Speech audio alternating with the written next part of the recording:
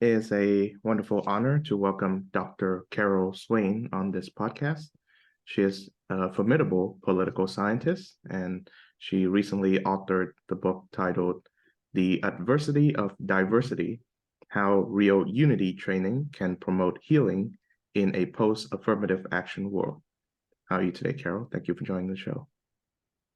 Doing great. And it's in the United States, we're in a post-affirmative world.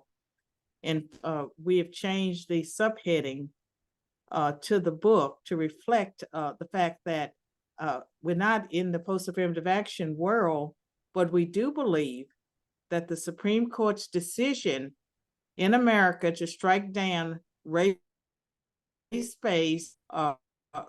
conditions will doom every diversity, equity, inclusion program in America. These programs violate the law and the U.S. Constitution in the same way as the race-based affirmative action.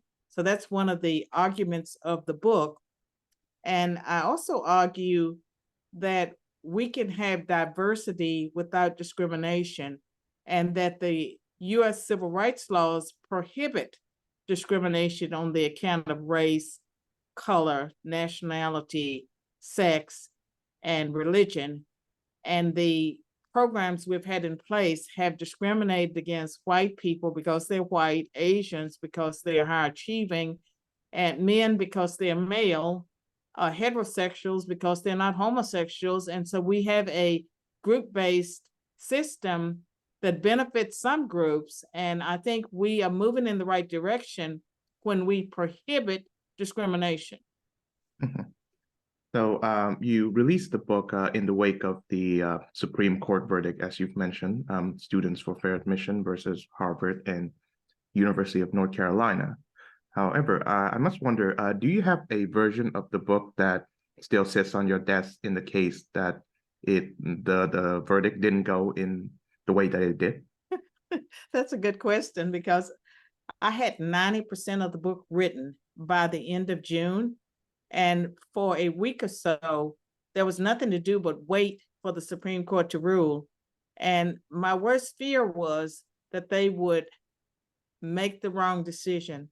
And in my mind, the wrong decision would be to allow race-based affirmative action to continue in the same way it has in the past. So had they not ruled against race-based discrimination, the book, parts of it would have had to have been rewritten, and we would have made the argument that the Supreme Court missed an opportunity to address a serious problem that could bring Americans together. And so that was the fallback plan. And I'm glad that they were courageous enough to do what I believe is the right thing to do. Mm-hmm. Now, my concern, and I'm sure this is your concern too, is that American universities will find ways to work around these previously called affirmative action programs, even just simple as calling it by another name. So how would they are doing it? Oh, okay. And the American, I don't know, it's the American Bar Association, but some of the big legal organizations have had meetings, strategized about ways to evade the law. And what I find very interesting is that back in 1954, the Supreme Court struck down segregated schools in America. Up until that time, Blacks went to Black schools, white went to white schools. There was a lot of busing. The Supreme Court struck down segregated schools, but there was a massive resistance. And I was born and raised in Virginia.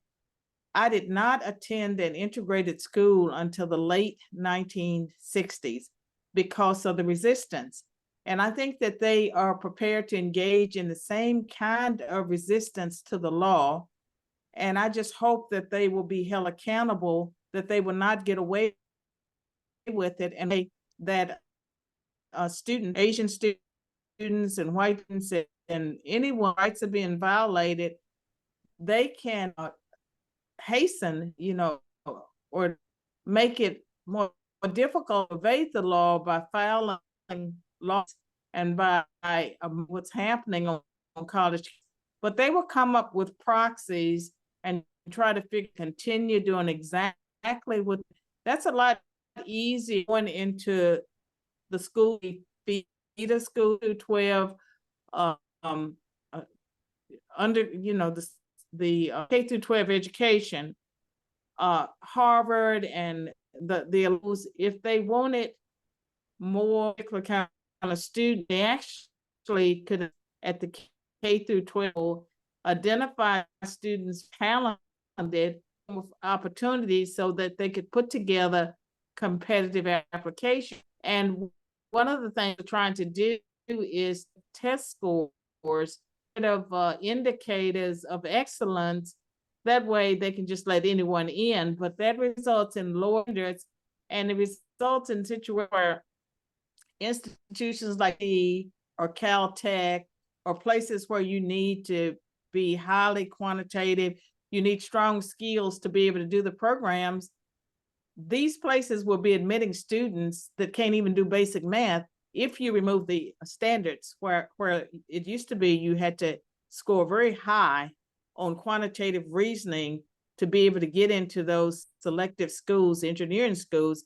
If they remove the tests and they start letting in people just because they belong to the right group, it will destroy education.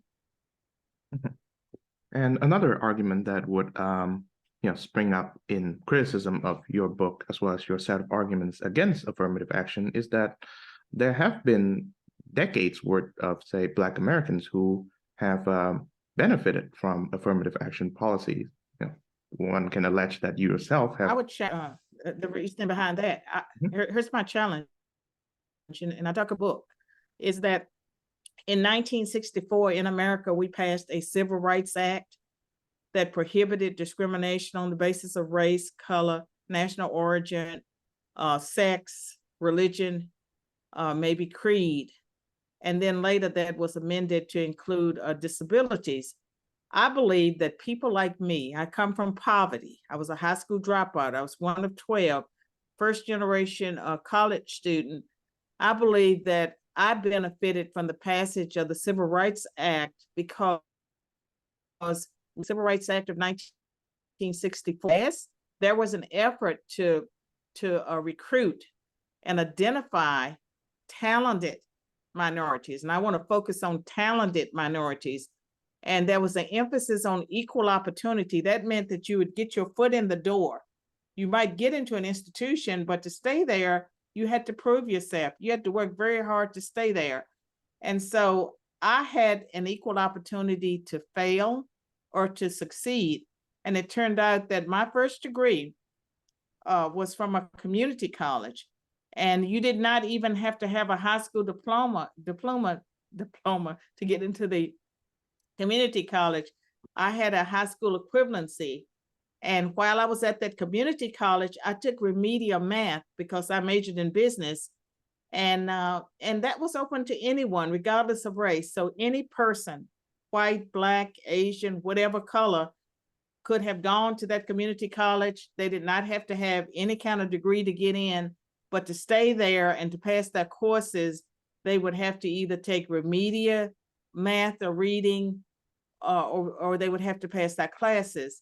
And to me, that benefited everyone, whites and Blacks. And so many of the people that I went to school with were poor whites. I was poor Black, they were poor white.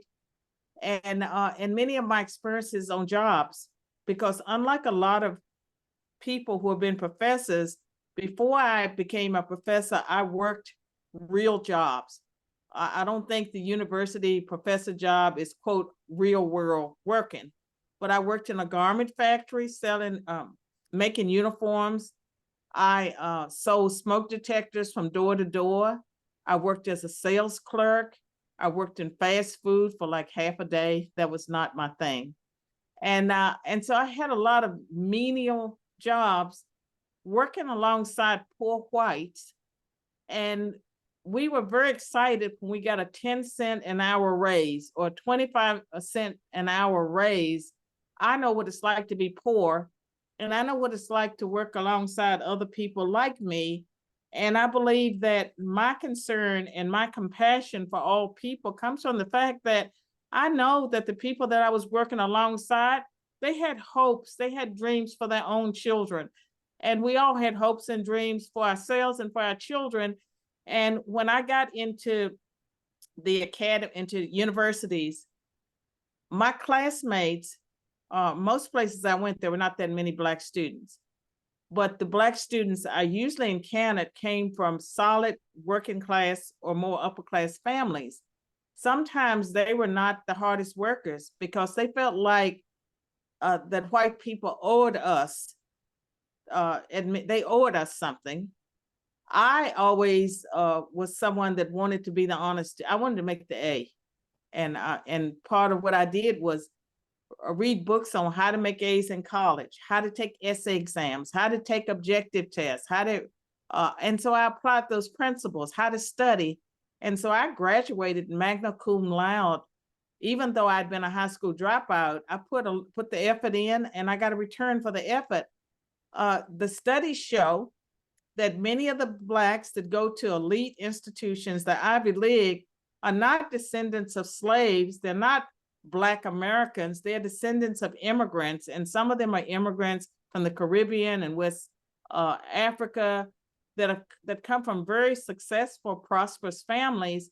That's not what affirmative action was initially supposed to be about. And so affirmative action has always had lots of problems.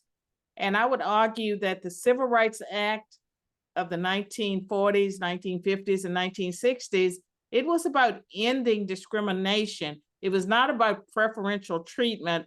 And a lot of the people that formed the solid Black middle class in Washington, D.C., they worked for the government, but they got their positions initially because of the civil service test.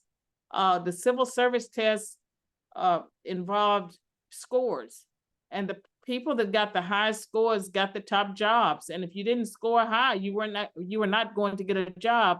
But those Blacks that made up the Black elites of DC and places like that, they studied, they scored high, they got those positions, and that was before race-based affirmative action. Now, I've also been busying myself with reading your remarkable book, The New White Nationalism. And in it, Yes. you've laid out the, I suppose, untold history of how affirmative action came to be. And you've concluded that rather than being the product of the grassroots civil rights movement of the 50s and 60s, it was a product of basically white elites from Kennedy to Johnson and Nixon. And Nixon, yeah. And you know, the New White Nationalism in America, it's challenged integration. It was published in 2002. I was a Democrat at the time. And so it was not written by a Black conservative. It was written by a scholar. It was published by Cambridge University Press. It has 5 on affirmative action. And one reason why it has so much on affirmative action is that interviews, like the core of the book is based on interviews of 10 people that were leaders of the whites movement at the time. Now, and 2 of the people are Jewish. 2 or 3 of them are Jewish, and they kept bringing up action as the reason so conservative, or they were Black, was because of affirmative action. And you know, the book argues again politics and multiculturalism, and it identifies some issues that were dividing Americans. And one was the racial preferences, Black on white crime, liberal immigration policies. All of these things were being used to fuel division. And these were topics that Americans cared about, but our politicians were not addressing them. And so, yeah, affirmative action has been a problem since the very beginning. 1974, with the bias in California, that was the first case involving the reverse discrimination. And I would argue that affirmative actions, which was done by executive order and not by being passed by both houses and signed by the president, it violated the Civil Rights Act and the Equal Protection Constitution from the beginning. It has been tolerated for decades. And I have reached the time in American where we need to put it to bed. Also need to put to bed diversity, equity, inclusion programs. These programs, the Constitution, they violate the law in the same. And I believe you can have unity that you will not get lily institutions if the discrimination. Mhm. And I think similarly to affirmative action programs, DEI programs in universities are also, being drummed up by the elites to, I suppose, impose it onto us normals, I suppose.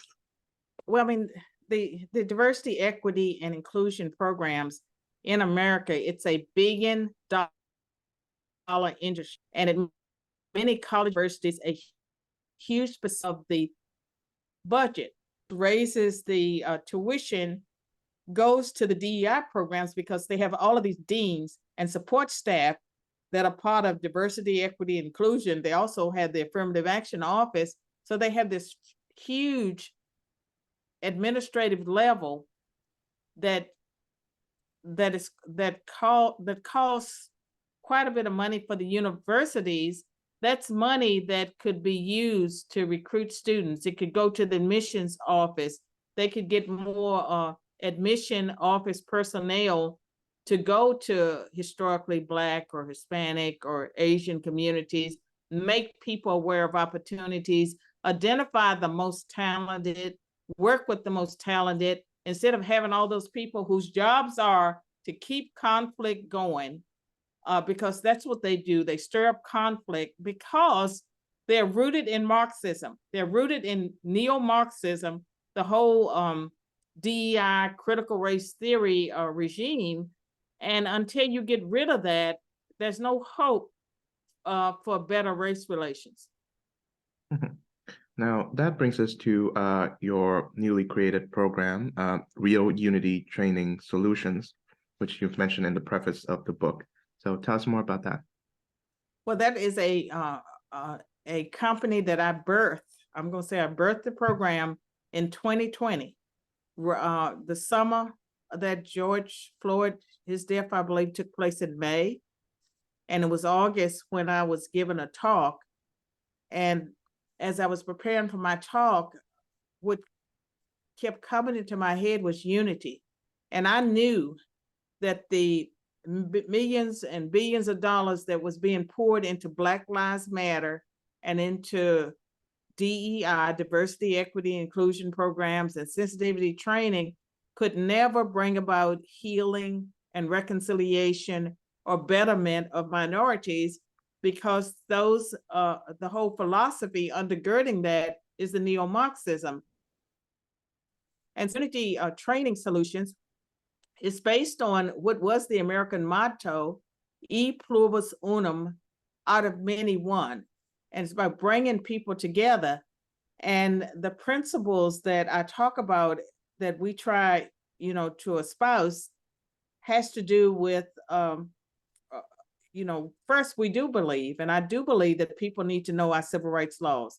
There are protections against discrimination. And so if you're on a job, if you're in an organization, you need to know the laws of the land. But it's possible to, after you know the laws of the land, organizations and institutions need to focus on the mission of the organization. Every organization was founded for a particular person, founded for a particular mission. There's a mission behind every organization, behind every corporation. It was set up to do something. It was not set up to do social engineering to change the world. I think that we can have training for employees if they want it. It should always be voluntary training, but it needs to be around building healthy teams that focus on how they can help management or how they can help the CEO or the owners achieve their goals. And we need to go back to maximizing profits instead of trying to use institutions and organizations to somehow try to correct what we see as societal problems. That should not be the job of a corporation or an organization. And so I think that companies, they know that DEI, diversity, equity, and inclusion programs, those programs don't work. The data shows that they tend to create more conflict. And if you're a racial or ethnic minority, you may have been happy with your job, but after that training, all of a sudden you start wondering whether or not you should be further along and whether you're a victim of discrimination. And if you're white, you may have been happy with your job, just busily working away. You go into the training and you're told that you're the root of all evil, and that you have oppressed, you're responsible for oppressing minorities, and that you have racism in your DNA and you need to stop being a racist. You come into this is your job. Your employer tells you you have to attend this training. You sit there as a white person, you're told to keep your mouth shut. Only people of color can speak. And the trainer, may call on minorities and ask them, well, tell us about when you were discriminated against. And, people may not even don't have anything at the top of their head. They don't know when they were discriminated against, but they try to create conflict. And when the training is over, the institutions are worse off. And then you have the human resources division sending out the emails, celebrating everyone's special group. Well, if you're part of an organization that has a mission and they're supposed to make production of some type of commodity or whatever is being produced, you don't have time to take time off the job, to celebrate someone's special day. There's an endless number of special days. And I believe if we get back to the business of work, we would only celebrate the traditional holidays. We would not be celebrating all of the things that we're asked to celebrate, or, whether it's LGBTQ and everyone has to wear the ribbon, or if it's, Black history or Asian history or Hispanic history or Women's Day, or, it's an endless number of groups and days if you go down that path. And I believe that we shouldn't go down that path, that organizations were founded for a particular mission. It's important to have healthy teams, and you can have healthy teams. Communication is very important.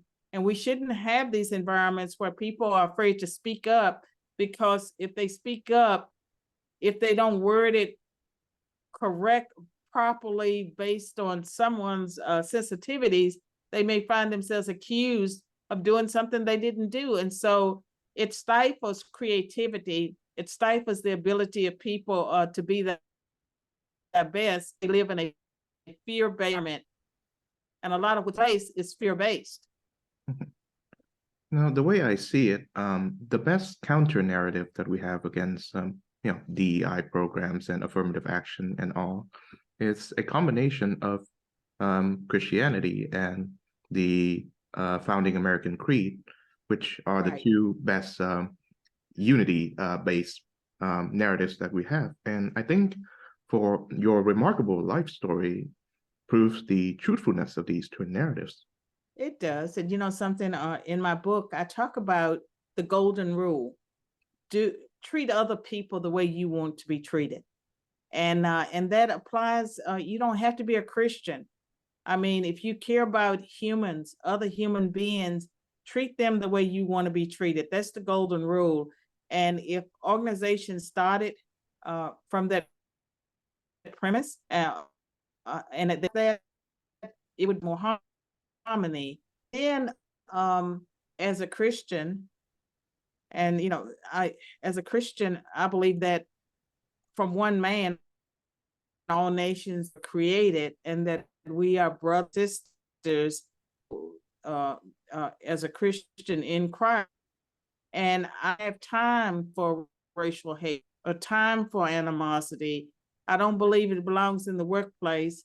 And when I look at neo-Marxism, it goes back to Karl Marx and Antonio Grant and Herbert Marcuse and the neo-Marxists with so much influence on all the conflict conflict and just the path to communism worked in any nation. And I believe that critical race theory, and all of these, the between heterosexuals and homosexuals, all of that ends are progressive, were really about nation destroying rather than nation building. And they don't care if they destroy corporation, organization, because the ends justify the. So, final question, Carol. So you've been one of the handful of important voices that I follow. Amongst them includes Glenn Lowry and John McWhorter and Coleman Hughes and Wilfred Riley, who I would call the Black dissenters because they dissent from the prevailing orthodoxies that unfortunately has captured many Black Americans. So tell us about the Where are you importance based? of currently Budapest, Hungary. And are you American born? No, I'm Vietnamese born. And so, I mean, you're interviewing me, but I'm curious about how you became interested in this topic. I say I've discovered people like Glenn Lowry and Coleman Hughes through obviously the internet, and I've heard podcasts featuring them as guests as well as their own. In Budapest, do you have discrimination? Do you have DEI? Do you have CRT? Do you have these kinds of issues taking place? Fortunately, Budapest and Hungary it's the only real place in Europe that is standing up to these toxic ideologies. So I'm quite fortunate in that regard. Yeah, well, thank you for your interest. And ask your question, your last question now. Right. So my question would be how important it is to dissent from this orthodoxies in regards to being Black in America, so to speak. I think that Black people in America have been sold a bill of goods that's not been beneficial. And there are times in American history where Blacks have thrived. If you were to interview Bob Woodson at the Woodson Center, and he can just rattle off the successes of Black people after post-slavery, and just how Black communities were thriving and their marriage rate coming out of slavery, very similar to the white rate. I mean, and the crime rate was low. And a lot of the current ideologies and the communists latched on to Black America early on. In fact, the NAACP, which was founded in 1909, there was a communist influences behind that. And I believe that Black people they're not thriving right now. And I think a lot of that has to do with the progressive agenda. And the progressive agenda, which is dividing Blacks and whites and creating so much, I would say, crime because of Black Lives Matter, the defund the police movement, that's hurt many Black communities because it's led to more crime and more murders and more deaths in Black communities. Because once the defund the police movement occurred and people started fighting and killing police officers and throwing them in jail, police officers kind of pulled back thing, or they left the field altogether. So huge shortage of people willing to be police officers, that hurts Black America. And we also find that among progressives, that they have singled out Black people, Black men who are homosexual or trans, and they have elevated them in the community among young people. And you see with the Biden administration, and just recently with the selection of the new senator who is to replace Dianne Feinstein in California, they chose a Black lesbian woman. And so they're pushing the homosexual agenda. And I'm saying this as someone that knows I have homosexual friends homosexuality has always been a part of the human experience. Like, it's not something new, but what I find is a targeting of the Black community and an elevation of people that if you are a Black lesbian and you apply for a job, you will be favored. And so in the Biden administration, you will be favored even if you're not qualified. And with the governor of California, so he had to choose a Black woman because they decided that it had to be a Black woman because of DEI. And so he chooses a Black lesbian woman. He's able to appease two groups at the same time. And in Hollywood, there are several of the prominent Black celebrities, Magic Johnson, for example, and Will Smith, and there's some others, have children, boys that are very feminine or they're trans, and those people get lots of media attention, and so they're sending a signal to young people part of the destruction of the Black family, because they're not encouraging the traditional family where you have a father, a mother, biological children. They're not highlighting those examples that are traditional. They're going extreme, and I would say Black and Hispanic communities, because it erodes the traditional Judeo-Christian values that undergirded the suburbs from those communities. On that note, thank you very much, Dr. Carol Swain, for joining this program. Well, thank you for the interview, and I'm going to hold up my most recent book, The Adversity of Diversity, and encourage people, if you're interested in where affirmative action has gone, where it's headed, I think this book does a good job of summing it up. Thank you very much again. Thank you. Bye.